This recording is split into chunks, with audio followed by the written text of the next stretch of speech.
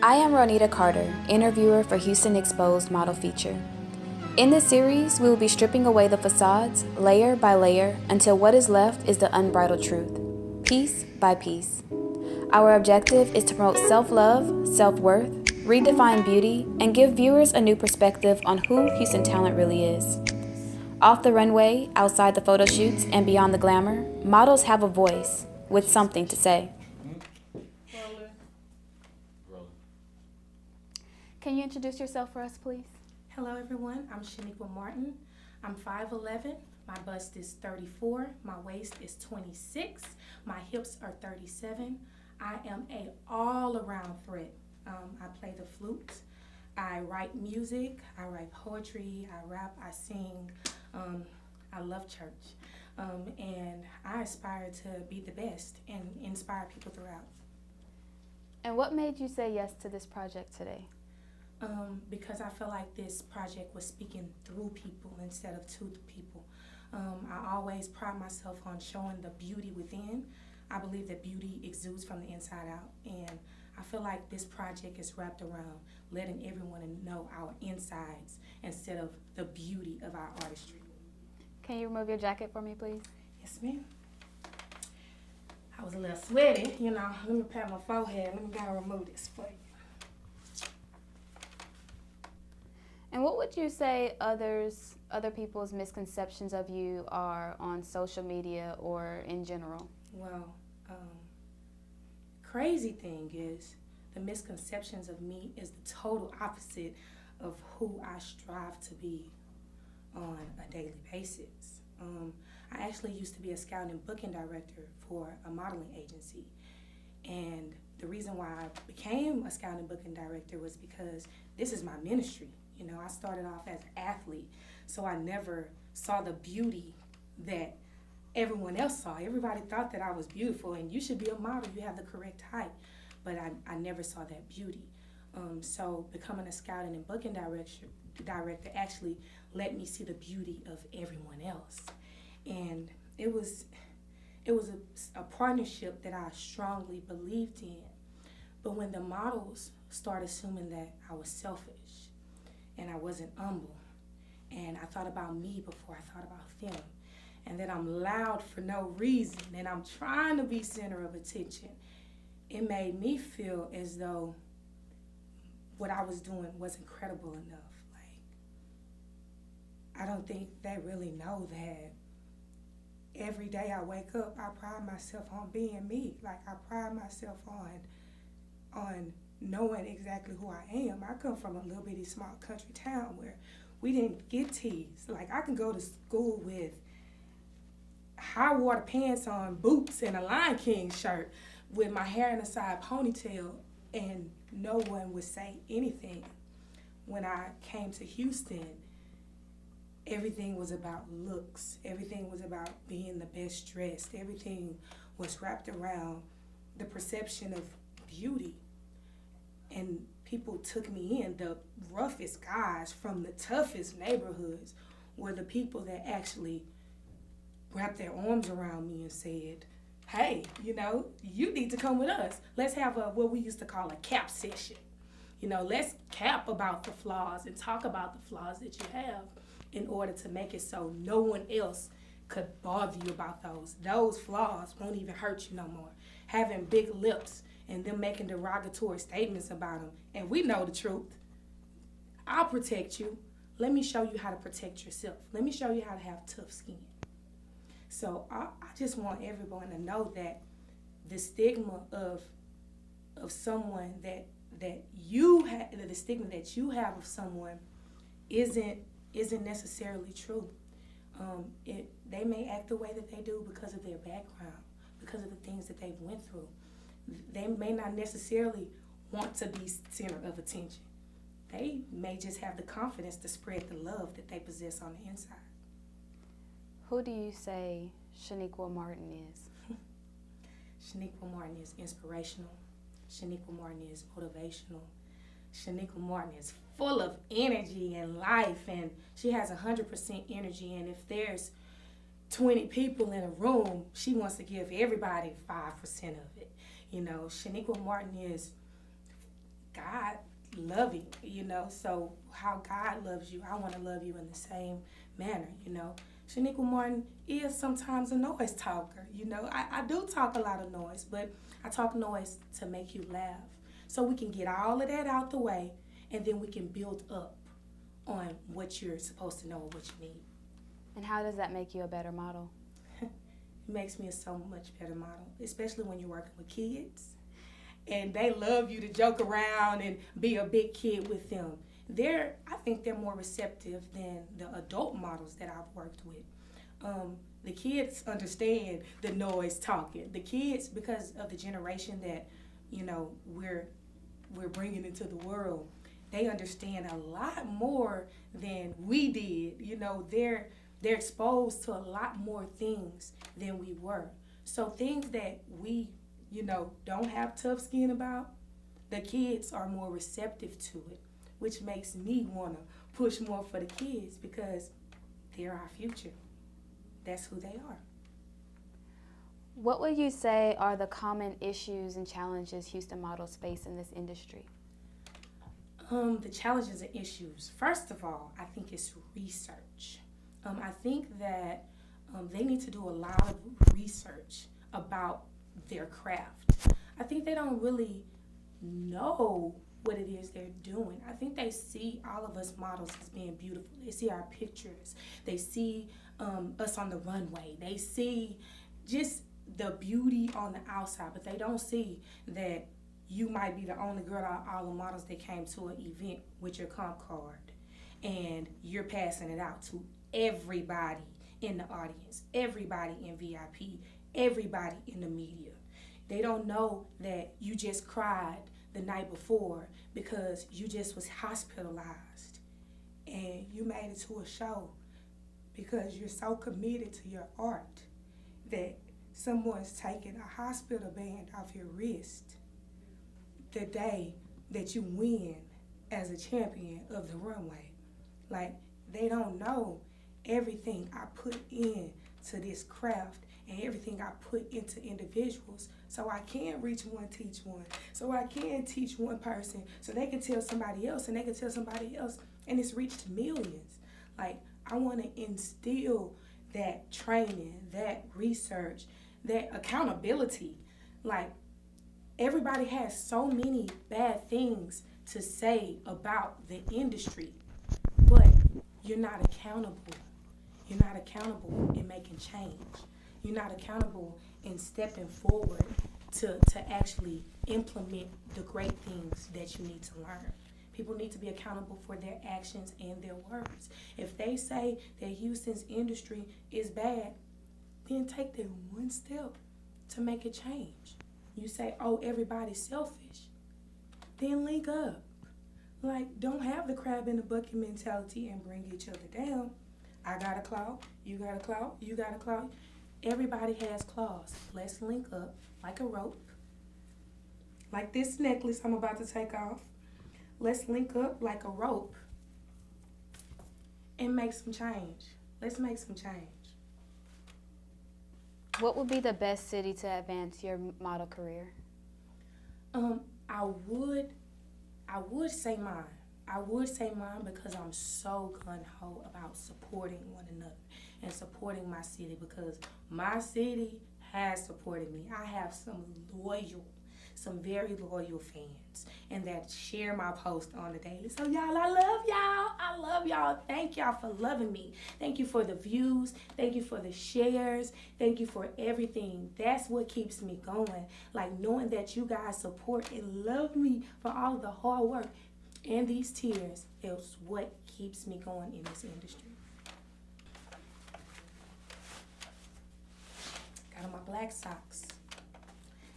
We support black businesses every time we go to any fashion shows. We try to make sure that we go to all the vendor booths. Oh, excuse me, that's the inside of my shoe. But we try to make sure we go to the booths. Eric tries to buy me, Eric Lee, at Homage the Model. Y'all check that boy out. He's amazing. He tries to make sure he buys me, little souvenirs so that we do support, black businesses and other businesses that are out there, like small businesses that are out there trying to make something happen. Where do you see Houston's modeling industry in the next 3 years if we come together? Oh, I see it growing to something spectacular. Only because I've only been modeling almost 3 years now. So in the last years that I have been modeling, I've seen so much growth. I've actually seen people connect and kind of come together and start making Houston evolve. So if they keep in that same direction of support and actually have the structure to go along with it, then we will be able to build as one of the fashion capitals. Our producers informed us that you spoke out publicly about your son having autism. Why now? Okay. This one is really touchy for me because I remember being pregnant with him, and my doctor's telling me that you have hypermesis. It's only going to last for the first trimester of your pregnancy, and you'll be okay. And hypermesis is where your body pretty much shuts down without medication. You'll regurgitate, you'll have diarrhea, and all these things comes from you not being able to eat. So I had that hypermesis throughout my entire pregnancy. So even the day of my son's birth, I was about to pass away.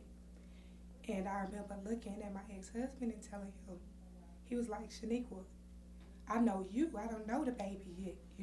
I don't know that child. I know you. Like, I'd rather give the child's life up for you. And I'm sorry. And I remember telling him, like, I want to have a legacy. If I pass away, I'd rather pass away, give birth to my legacy. So I was very protective of his growth because I know my life was going to be on the line for my sons. So when I noticed that he was having speech problems and, his body motions and things that he was doing, didn't add up to other children, I kind of got, worried and concerned, but I still brushed it off because I'm like, I just want my baby to be normal, And when I would be around a group of women and their children, I'll see their children doing, little things that I wanted my son to do, like actually be able to hold conversations and, full sentences and things that their children knew. My son didn't, but the things that my son knew, their children didn't. So in order for me to deflect that something was wrong with my son, I used to say, oh, wait, what was your child doing at 6 months? My child was running at 6 months. Or can your child count to 50? My child knew numbers at the age of 1. It could count to 50. And we would pass by the speed limit signs, and he would say the numbers on the signs, and I never taught him numbers. I never taught him art. I never taught him those type of things. And for him to know that stuff, I was like kind of confused. So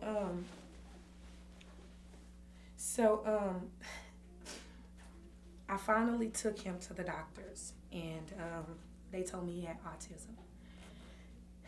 And when I first found out, I was embarrassed. When I say embarrassed, because I felt like I didn't do what I was supposed to do as a parent. Like, was I supposed to have him read more books? And he knew how to read at 2 years old? Like, was I not doing what I was supposed to do? Until he did a photo shoot. And I realized that he has me in him. I feel like I failed as a parent. I feel like he didn't have none of me. Like, where am I? And I seen my baby, excited and happy and running to the colors and playing with the birds and noticing sounds that I didn't notice, and noticing emotions and noticing those things that he wasn't supposed to notice, that us as grown people would notice. And this child, this smart child knows these things, which made me more confident and want to speak out about autism. We were also informed that you were married at the age of 19. How was that, and how was that with your son? So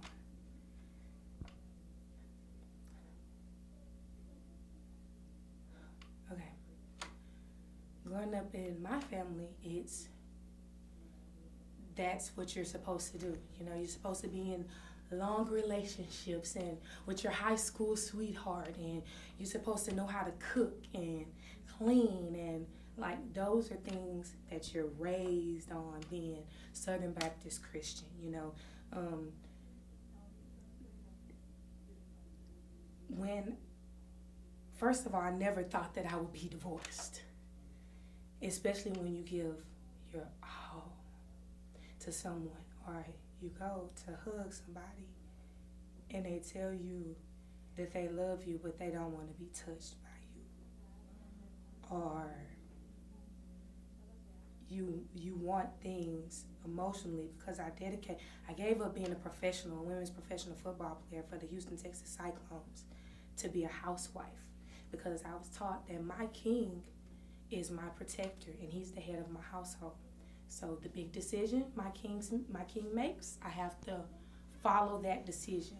So that big decision of being his housewife was something that I had to follow. So I dedicated everything to being his housewife, for him not to love me the way that I needed him to.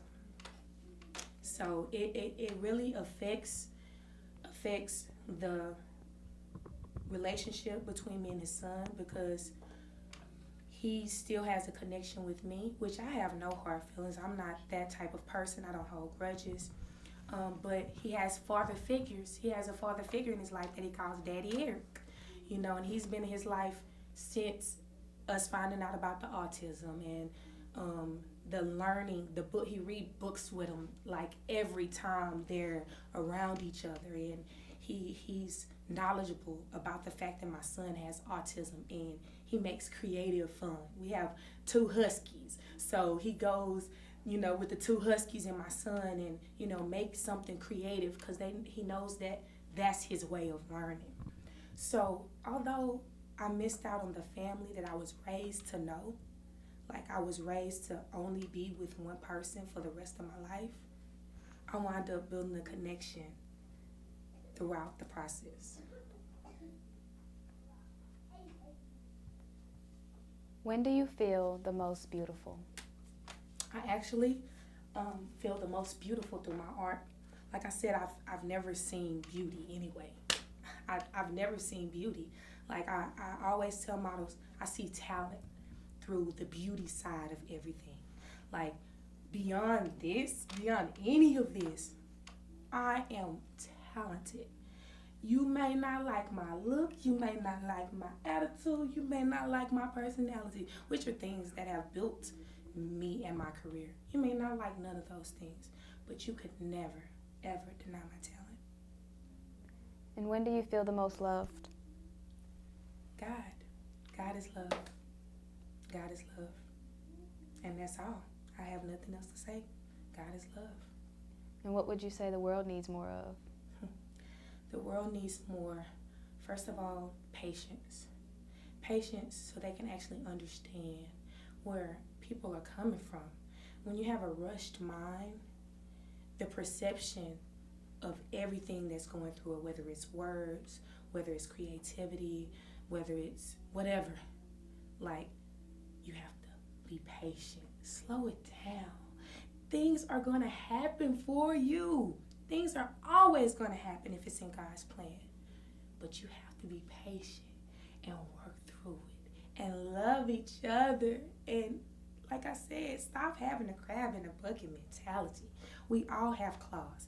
Let's link up together and pull each other out. And how do you feel now? I feel rejuvenated. I feel like I've released some tears that I've been holding back. I've been holding so many tears back about, the models. Because regardless of the things that I do know about them, and regardless because of my name is who it is in the industry and they call me and let me know, regardless, I still embrace every model that has ever said anything bad about me. I go to the shows and hug them and let them know how talented they are. I any questions, they still ask me questions to this day, and I know they dislike me. But guess what? I still let them know information because, like I said, God is love. God is love, and I'm going to love you exactly how God wants me to because guess what? I give a blessing, I receive many. What advice would you give the next model? Be open to understanding.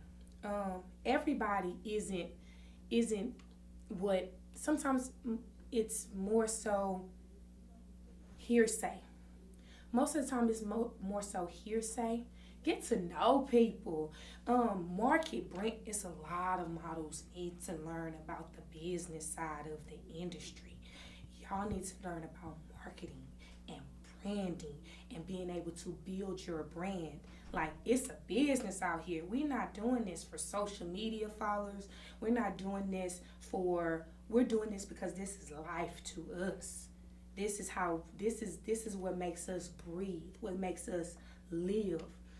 Don't have the next model feel as though the way that you came up, it may have been simple for you, which is excellent. I knock no one how they came up, but it's some people that have worked very hard to get where they are and feel discredited by those social media models or by those models that haven't put as much work in. So I want everyone to know each other's story before giving judgment.